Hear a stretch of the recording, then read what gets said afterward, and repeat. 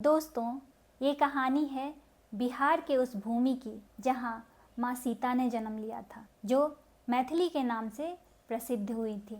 उन्हीं के नाम पर उस भूमि का नाम रखा गया जिसे आज मिथिला कहा जाता है। जी हाँ दोस्तों, जहाँ पूरे देश में भाई दूज और रक्षाबंधन मनाया जाता है, जो भाई बहन के प्रेम को प्रदर्शित करता है, वहीं मिथिला में भाई बहन के प्रेम को समर्पित एक और त्योहार मनाया जाता है जिसे सामा कहते हैं। सामा में बेसिकली बहनें मिट्टी के कुछ कैरेक्टर बनाती हैं, जैसे सामा, चकेबा, चुगला, वृंदावन, सतभैया, भवरा, झांझी कुकुर और बहुत सारे कैरेक्टर। उन सारे कैरेक्टर को सजा के बहनें बांस के बर्तन में रख देती हैं और शाम को अपने सर पे रख के उस टोकरी को गली मोहल्ले में घूमती हैं गाना गाते हुए, और गली मोहल्ले में बाकी घरों से भी बहनें महिलाएं उनसे जुड़ जाती हैं। फिर सब मिलके एक खुले मैदान में जाके बैठ जाती हैं और सामा चकेबा के लिए गीत गाती हैं, अपने भाई के मंगल कामना के लिए गीत गाती हैं। चुगला को गाली भी दिया जाता है और वृंदावन में थोड़ी सी अग्नि भी प्रज्वलित की जाती है। उन लोक गीतों में मुझे आज भी एक गीत याद है जो बचपन में हम गाया करते थे, सुना करते थे। सामा खेला गेला हूँ भाई आंगन है, आहे भौजी ले लुलु आए, ननद कहाँ एलहूँ हे, जुनी लुलु आबी भौजी है, आहे जाबे रहते माए बापक राज, सामा खेला आए बहे। जो मैथिल भाषी हैं उन्हें तो ये गाना पता होगा, लेकिन जो मैथिली गाना नहीं जानते हैं मैं उनके लिए 2 लाइन में समझाती हूँ। जब बहन अपने भाई के यहाँ सामा खेलने जाती हैं तो उनकी भाभी उनसे पूछती हैं, क्यों आई हैं आप हमारे यहाँ? तो बहन बोलती है कि हम सामा खेलने आए हैं, और जब तक मेरे माँ बाप का राज रहेगा, भाई का प्यार रहेगा, हम हर साल आती रहेंगी। तो इस तरह के गाना बजाने के साथ सामा खेला जाता है। 9 दिन तक ये त्यौहार चलता है। छठ के खरना से शुरू होके, यानी शरद ऋतु के शुक्ल पक्ष के पंचमी से शुरू होके ये फेस्टिवल शुक्ल पक्ष के पूर्णिमा तक चलता है। आप एक दिन खेल के भी विसर्जित कर सकते हो, 2 दिन खेल के भी विसर्जित कर सकते हो, लेकिन विसर्जन पूर्णिमा के दिन ही होगा। और अंतिम दिन बहनें सामा, चकेबा और बाकी सारे कैरेक्टर को सुंदर सुंदर कपड़ों से सजा के, सामा को 16 श्रृंगार करके, उन्हें खोइछा दे के, खोइछा यानी सामा के आंचल में धान, दुर्वा, हल्दी, पैसा और सुपारी देके सामा को विदा करती हैं। उन्हें चूरा दही भी खिलाया जाता है। उसके बाद चावल का पेस्ट बना के, यानी चावल को सोख करके उसका पेस्ट बना के उससे छोटी छोटी रंगोली बनाई जाती है, जिसे मिथिला में अरिपन कहा जाता है। अरिपन में सिंदूर का टीका लगाया जाता है और सामा के सारे कैरेक्टर को उस पर बिठाया जाता है। फिर भाई को बुला के सामने एक आसन देके भाई को बिठाया जाता है।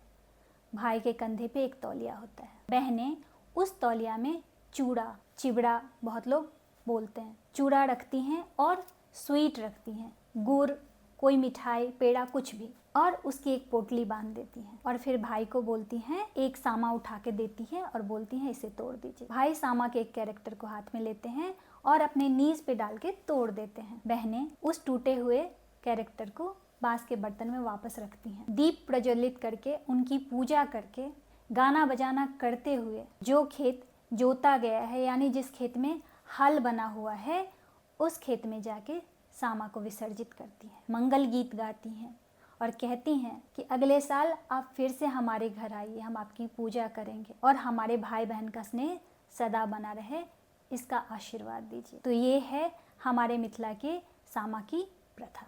अब इसके पीछे कहानी क्या है? जी हाँ, मैं कल्पना मिश्रा आप सबको सामा की कहानी बताती हूँ। कहते हैं भगवान श्री कृष्ण की पुत्री सामा और भगवान श्री कृष्ण के पुत्र सांब, दोनों में बड़ा प्रेम था, बड़ा स्नेह था, अटूट प्रेम था दोनों भाई बहन में। सामा का विवाह ऋषि कुमार चारुदत्त से किया गया और सामा जो थी वो ऋषि मुनियों की बड़ी सेवा किया करती थी।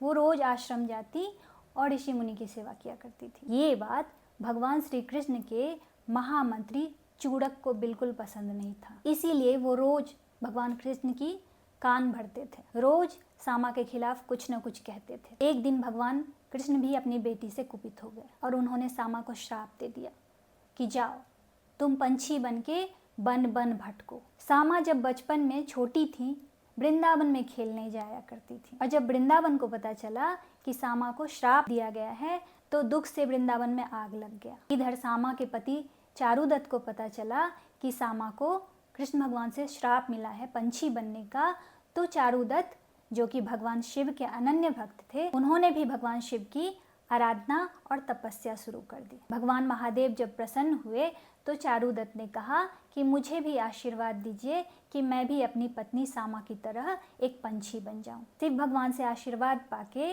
चारुदत्त भी चकेवा रूपी पंछी में परिवर्तित हो गए और सामा चकेवा की युगल जोड़ी वृंदावन से उड़ के कहीं चली गई। इस बात का पता जब सांब को चला तो वो बहुत दुखी हुए। सांब अपनी बहन सामा से बहुत प्रेम करते थे। उन्होंने अपने पिता यानी भगवान कृष्ण की तपस्या शुरू कर दी। बहुत वर्षों के तपस्या के बाद भगवान कृष्ण प्रसन्न हो गए और सांब से कहा कि तुम क्या वरदान मांगना चाहते हो, मांगो। तब सांब ने कहा कि आप मेरी बहन सामा और मेरे बहनोई चकेबा को पुनः मनुष्य के रूप में परिवर्तित कर दीजिए, और चूड़क से जुड़ी हुई जानकारी भी भगवान कृष्ण को दी, जिससे भगवान कृष्ण चूड़क के प्रति काफी नाराज भी हुए और सांब से कहा कि जाओ, सामा और चकेवा की युगल जोड़ी जहाँ कहीं भी बैठी हो, जिस किसी भी डाल पे बैठी हो, वहाँ की भूमि से जुड़ी वहाँ का लोकल गीत गा के उन्हें मनाओ। वहाँ की महिलाओं से कहो कि वहाँ का लोकल गीत गाएं और उन्हें मनाएं, और चूड़क को ढेर सारी गालियाँ दें। ऐसा करने से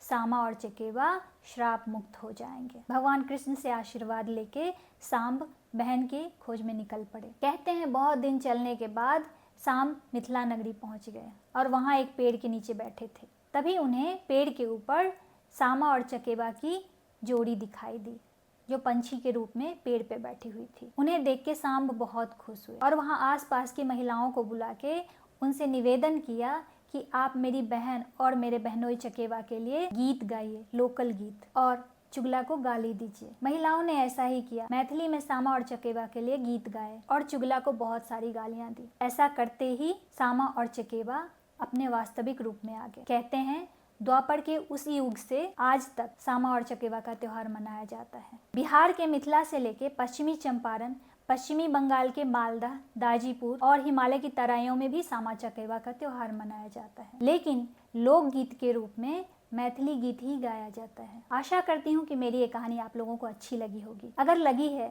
तो मेरे चैनल को सब्सक्राइब कर लीजिए, वीडियो को लाइक कर दीजिए। जाने से पहले आप सबसे एक बात कहना चाहूँगी, हर नामुमकिन मोड़ से गुजर के जाना है, हौसलों से कह दो मंजिल खुद बनाना है। चलिए मिलती हूँ एक नई वीडियो में एक नई कहानी के साथ। तब तक के लिए आप सबको जय हिंद।